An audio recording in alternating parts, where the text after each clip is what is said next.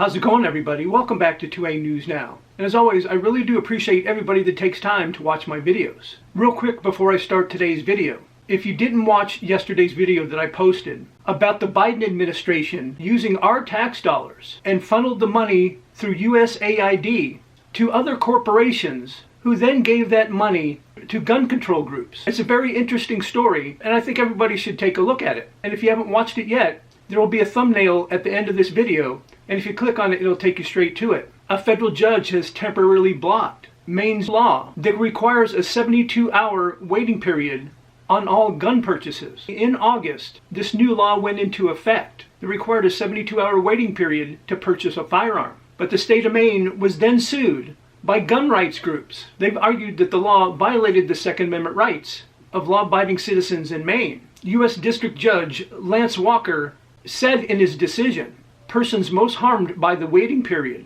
are likely to be seeking to carry for self-defense. In case of confrontation, although members of the public undoubtedly feel that they have a genuine interest in laws curtailing the right to keep and bear arms, their interest is not exclusive and not one that can win out in terms of an interest-balancing exercise by a court that is sworn to uphold the Constitution. And here's the response to the judge by Lawrence Keene, who is the National Shooting Sports Foundation Senior Vice President and General Counsel. Rights delayed or rights denied. The decision to enjoin this law, while it's challenged in court, ensures that law-abiding Mainers are not encumbered and deprived of their rights to keep and bear arms after they are proven they are not prohibited from legally possessing a firearm. But of course, the Maine Gun Safety Coalition had a totally different take on the subject. Here's what one of their representatives had to say. And of course, they had to bring politics into it.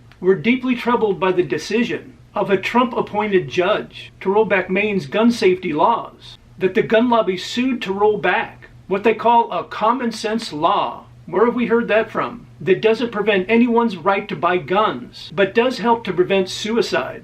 Is unsurprising that this judge granted this political victory at the cost of Mainers is surprising. And of course, the state is expected to appeal this judgment. And also, if somebody's going to commit suicide and they're hell-bent on doing it, if they can't get a hold of a gun, they're going to find another way to do it. Her argument is absolutely ridiculous. Even though the judge's ruling is temporary, it's still a hell of a good start. Thank goodness I live in a state that if you have a state ID and you purchase the firearm and you pass the background check, you can get that firearm that day. And I'd really like to hear your guys' thoughts about the judge's decision in this case. And as always, I appreciate everybody that supports the channel. You guys on every video after watching it always take time to like, share, and subscribe and hit those post notifications. And I really do appreciate it. And I invite all of you to come back and watch my next video.